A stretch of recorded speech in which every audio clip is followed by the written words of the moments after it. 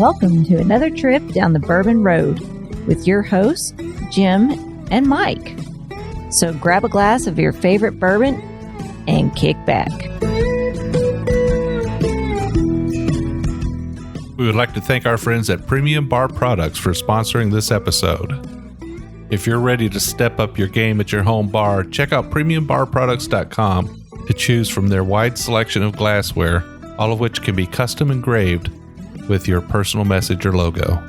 And there's no minimum order. So after the episode, head over to PremiumBarProducts.com and check out everything they have to offer. Now, let's get on with the show. Hello, everybody. I'm Jim Shannon. And I'm Mike Hyatt. And this is the Bourbon Road. And today, Mike, we are reviewing a whiskey with a little bit of a nautical background to it, right? Yeah. The weird thing was, I got this message from a wine company, Precision Wine Company out in California, to be exact. And I was thinking, why is this wine company keep poking at us? Hey, can we send you a bottle? Could you send you a bottle? Hey, you know me. I drink some red wine, won't I? Yeah. Well, turns out that they bought some barrels of bourbon and they finished them in their red wine barrels. So this is the Navigator straight bourbon whiskey we got from them. And that caught your attention? Most definitely, because I love it. I was a navigator on the Mac and all. That's one of my jobs on there. Besides driving the ship, I did all the chart work, which being a Navy, that some of that stuff is very detailed. Sure it is. Especially when you're on an icebreaker and you're in shallow water, you want to make sure you know where you're going. I'm sure that's the way it was on a submarine, right? Well, a lot of times you didn't know where that well. If you weren't navigating, if you weren't the navigator, you had no idea where you were, right? Well, that's a scary thought, especially under the water. Yeah. But I'd be more scared to see what's underneath the water than you don't know at all. And that's what the navigator's job is, to make sure you get where you're going safely. Yeah. So it's not just about where you are in the world, it's about what's under you. Yeah. Yeah.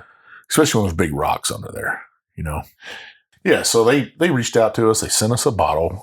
I'm quite impressed with the bottle. A very beautiful, elegant-looking bottle. I don't know if I've seen another bottle like this shape right here. Maybe the new Baker's bottle. I was thinking that. So it's kind of big shoulders, narrow hips kind of bottle, right? Kind of tapers down at the bottom. Old world, kind of a map on it, or a nautical chart. I think it's elegant looking. I like it. Now the liquid inside it's kind of brownish more than it would be, when you get a bourbon, it's more of a golden amber. But, when we pour it in a glass, that's bourbon. Looks like bourbon. Smells like bourbon. Got a pretty heavy cork on that bottle too, didn't it? Yeah. So let me read out what they got here. So this is a 100% Kentucky straight bourbon, 3 years old. Aged in 100% new American white oak barrels, finished in Cabernet Sauvignon wine barrels. Cabernet Sauvignon barrels from California, from the Precision Wine Company. Okay. And then it's 86.6 proof, a little lower proof than what you'd usually see on a finished bourbon. But the bourbon itself is 75% corn, 21% rye. I know you like that. I like that. Yeehaw. Yeah. And then 4% malted barley.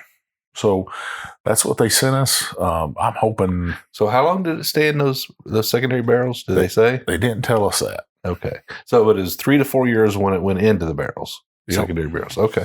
But they've been making wine for a long time. I've seen their wines on the shelves before, like octopuses and just all kinds of nautical themes, mermaids and stuff like that. I dig that. Anything that's nautical. It's kind of like if I saw something that has a buffalo on it, I'm just drawn to it for some reason. So that's what we got. Let's nose this thing. Let's check it out. I mean, that's bourbon. It's definitely got a little bit of a deeper, darker fruit nose to it. I was actually, remember those old Swister Sweet little cigars. Yeah. I get a little bit of that tobacco on that sweet cherry. Yeah, I mean, it does kind of remind you a little bit of like if you open a pouch of chewing tobacco, the old chewing tobacco, like Red Man or something, you take a whiff of it. Mm-hmm. But on top of that, I am getting the fruitiness from it. I'm getting that darker fruit from that bold cab that they used to make it, to finish it in, the bold cab barrels. But the oak's prevalent. It definitely noses like something that's older than 3 years old. I'm not getting any real youthful notes on it. I'm getting some kind of like a banana oil, or maybe some that's that deep vanilla in there. It's a great nose. I like it. Yeah, I like it. Well, I'll say cheers. Let's try this thing out.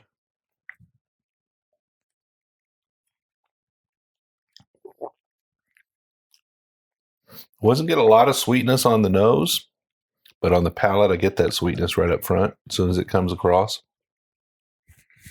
I'll tell you what's coming across right now is that Kentucky hug kicking me in the chest. That 21% rye, it's there. Yeah, the rye's there, and it gives you a little bit of that sort of rye mintiness, from it. Kind of like it. The fruitiness is more on the nose than it is on the palate, I think. For me. Yeah, I think you're spot on there. The sweetness is there. You ever had a Cinnabon that had too much cinnamon on it? You take that bite, it's almost is that a little possible? It is possible. It's just coated in it, and it just kind of bites your tongue a little bit. That's what this has right here. A little bit of that heavy Cinnabon. But the sweetness is there with that stickiness. Speaking of cinnamon, have you ever done a cinnamon challenge? I used to make my son's high school buddies do that when they came over to our house. Did anybody ever actually complete it? Yeah, a couple of them kids. They're tougher than nails. Oh my goodness! They're all wrestlers, and they just wanted to be impressive. I thought it was impossible to consume a teaspoon of cinnamon without anything to drink. I think some of them maybe I don't know how they did it. But every once in a while, you come across somebody that can do it until you find out people were getting sick from it. Yeah.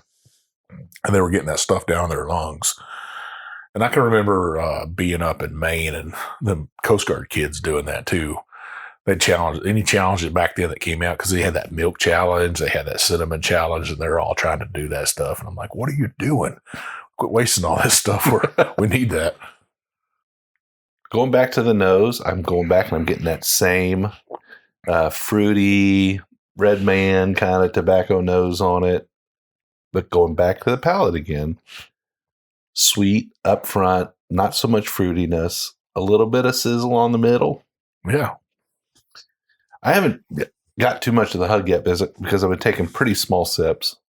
I gotta say, for 86 proof, it's pretty viscous, and I don't know if it's that wine barrel coming through.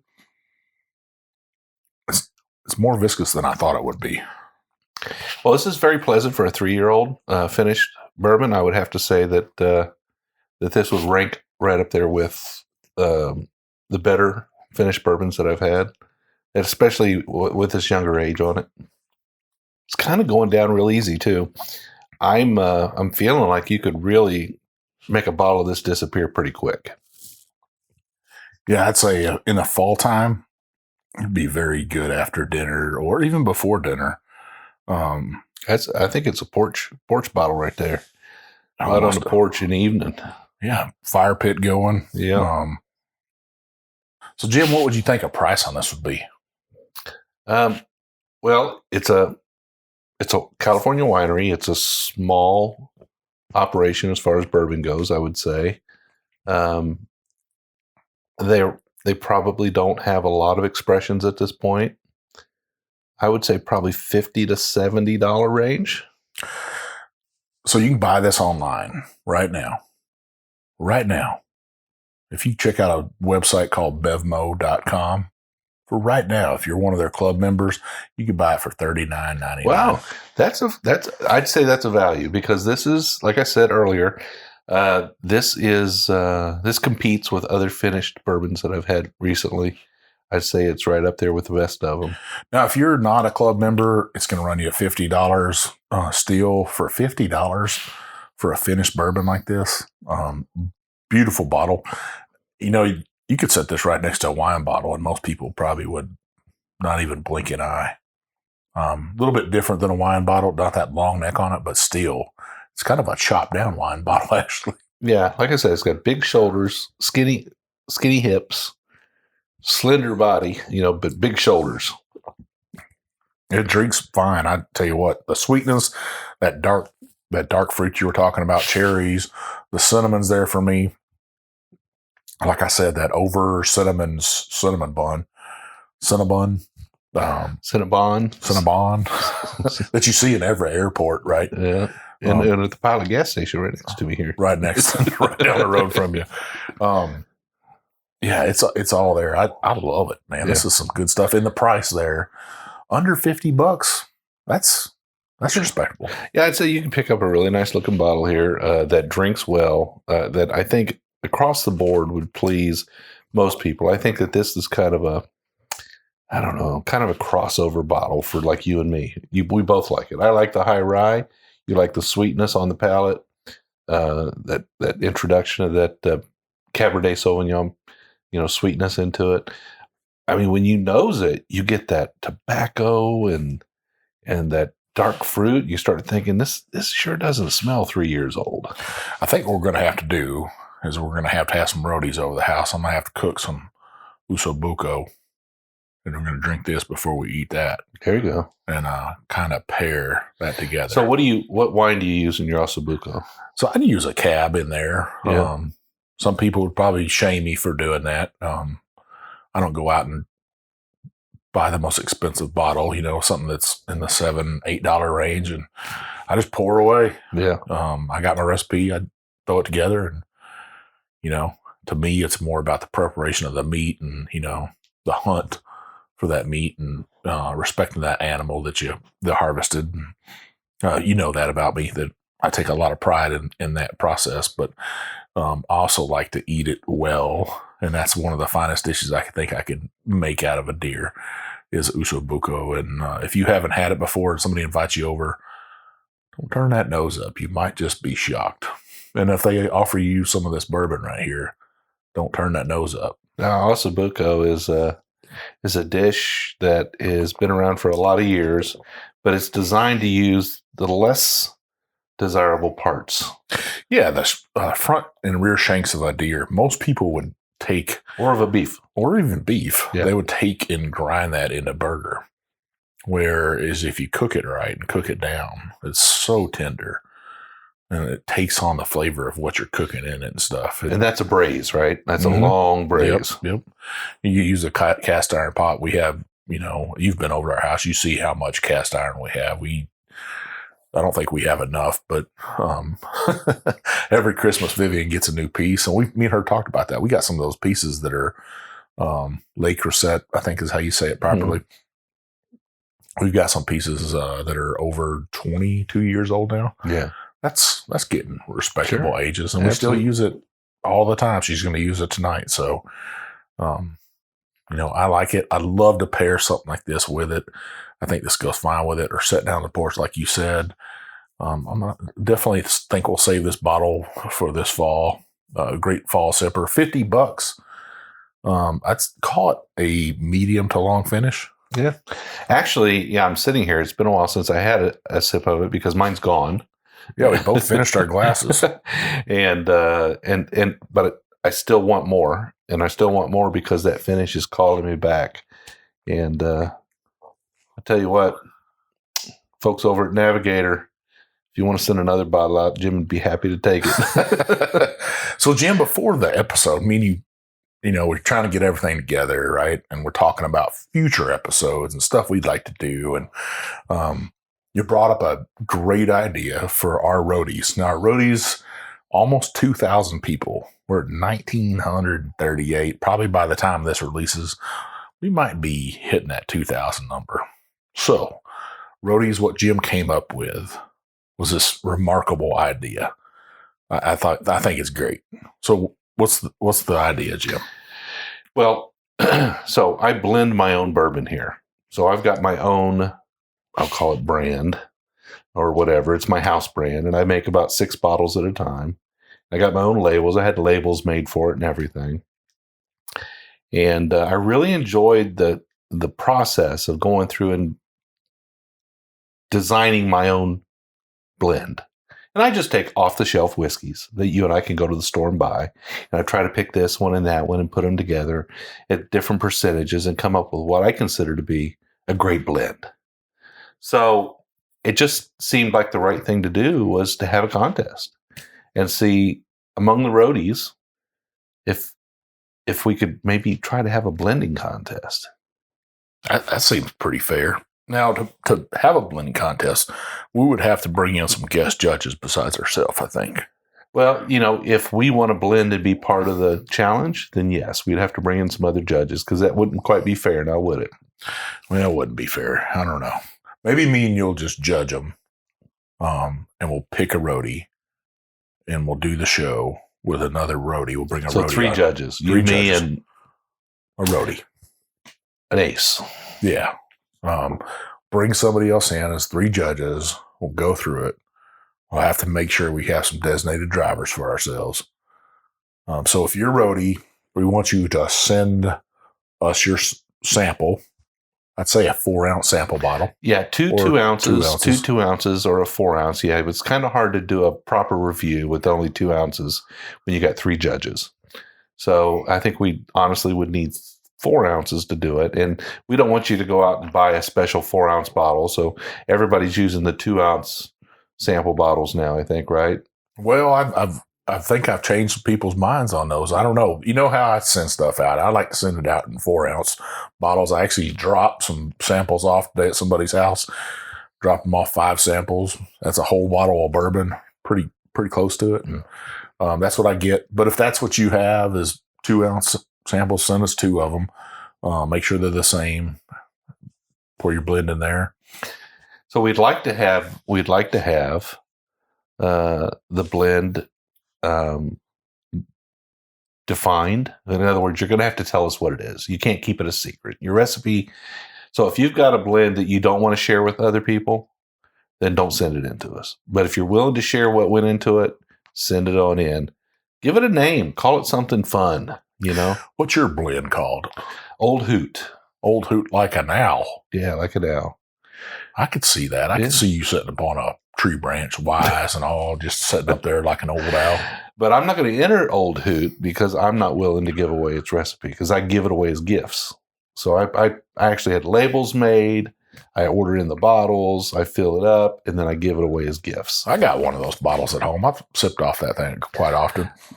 Now, my blend would be totally different than yours because, I'm a weeded guy, and I don't really blend, I guess. I just keep pouring whiskey into my infinity bottle. I had a little bit left of some TX bourbon, right? And just a little bit, not enough to drink, I didn't think. So I just poured it on in there because that's a weeded bourbon. And speaking of TX bourbon, coming on soon. We're going to have Dr. Rob Arnold, their master distiller, is going to be on the Bourbon Road with us. I'm damn excited about that because they got this weird yeast strain they captured for a native Texas pecan. So roadies, you want to make sure, listeners out there, you want to make sure you don't miss that episode. All right. So if you do want to send us in a sample, they just need to reach out to us, get an address, and we'll give it to them. Yeah. Tell them where to send it. And if you got any questions about how to submit, we'll answer it at that time. But basically, it's simple. Fill 4 ounces worth of bottles up, put a label on them, give it a fun name, let us know what your mix is, and send it on in. And then we'll specify a date, and we'll have a big challenge. And there's going to be a prize. What do you think the prize should be? I don't know. I think we got to chew on that a little bit. It'll be substantial. Yeah, I think that it'll be worth your while to enter this. We'll come up with something really nice for you. And throw it at us. Let's see what you got. Absolutely. All right, Mike. Well, we're running up on the episode here. What do you think if we tell everybody where they can find us on the internet? So you can find us on TikTok, Instagram, Facebook, Twitter, Heck, I don't know where all you can find us. You can find us in our private Facebook group, the Bourbon Roadies. You got to answer 3 questions to get in there. Are you 21? Do you like bourbon? And do you agree to play nice? Because we don't tolerate any rudeness. We want everybody to play fair in there. We don't do politics. We don't do social issues. We don't do religion in there. Not in the Roadies, we don't. We do birthdays, celebrations. We even do people's deaths in there. We celebrate their life and stuff. Raise a glass. Raise a glass to them. Whatever you got going on in life, we want you to show that in there. What bottle you got, we don't care if it's the bottom of the shelf, if you grabbed it from underneath the shelf, or if you reaching all the way to the top. I've seen everything in there. So show us what you got. The one thing we would ask you to do is don't post photos of bottles that you haven't opened. Open those bottles up. Yep. Hashtag OTDB. What's that stand for, Jim? Open the damn bottle. Yeah, because we both open our bottles. We do. Yeah. And it's a problem. I mean, you got a bigger problem than me, Mike. But yeah, all our bottles are open. Not all of them, but probably 98% of them. That's because we drink our whiskey. And we hope you do the same. So make sure you check out our website too, thebourbonroad.com. You can check out our reviews, our articles in there. You can also buy our swag in there, our Bourbon Bullshitter t-shirt, our hats, and our glasses. Check that website out. You can leave us some comments on there. We'd like to see that. Our buddy Adam is writing reviews for us in there. So check those reviews out. We'd appreciate it if you visit that site. Absolutely. We do 2 shows a week. We do a short episode like today's where we take a review on a bottle and we'll chit chat a little bit, but we're trying to tell you whether or not you should go out and get it. And the Navigator, I'm giving it a thumbs up. It's definitely something I want on my bar. Yeah, it's a buy all day long. All right. But we do a second show every week on Wednesdays, a little bit longer, where we'll do a deep dive with a guest. We'll talk about a series of bottles. We'll explore a topic like bottle and bond bourbons. We'll do something. We'll have a really interesting person on, or we'll visit a distillery. But we do that. So every week, 2 shows. We'd love to have you listen to both. We'd also like to hear a little bit about what you think about what we do. And Mike, what can they do if they want to give us feedback? Well, first, you want to go up there and hit that subscribe button. That way, you know you're going to get to hear us the next week. Then secondly, scroll on down. You hit that 5-star review. Tell us what you think about us. Tell us what you'd like to hear in that review. It helps us open doors. It helps places like Precision Wine Company send us their Navigator bourbon. They're reaching out to us saying, hey, these guys, they got it going on. They're just 2 dudes sitting down shooting the shit. So please hit that subscribe button. Give us a 5-star. Yeah, that's it. All right. Well, in the meantime, if you have something to let Mike and I know that, somebody you'd like to have on the show, a bottle you'd like to review, maybe your local distillery hasn't got the word out yet and you'd like us to give them a try, reach out to us on Instagram. You can find me at jshannon63. I'm One Big Chief. And we'll see you down the Bourbon Road.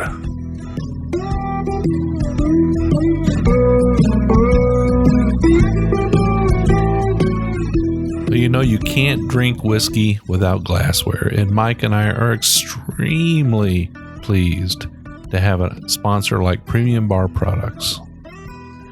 Premium Bar Products offers direct-to-consumer the finest whiskey glasses, cocktail glasses, and bar tools with your own personal engraving. I mean, you can write anything you want on these glasses, anything from a company logo to a personal statement, and there are no minimum orders. Their direct consumer platform offers you the opportunity to purchase small quantities of your favorite glass shapes that enhance the pleasure of enjoyment and drinking of whiskey and make it all very positive. They offer the absolute finest trending and handmade glasses, as well as a comprehensive range of styles, and all of their items have been designed with purpose, practicality, and longevity in mind.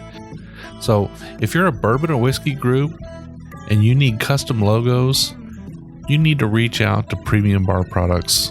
If you're an individual, you just want a few for your bar, to impress your friends, to give out as gifts, you need to call Premium Bar Products. They need to be your one and only source for custom glassware.